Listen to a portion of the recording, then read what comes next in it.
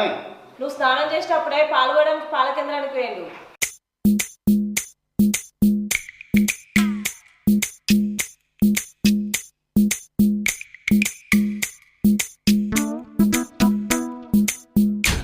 ఎందుకు? ఆంతో ఏం కొద్దిగా పని ఉన్నదే. ఏం పని? అక్క ఇంట్లోనే ఉన్నావా? మీకు మతలబ్ చెప్పాలి బావా.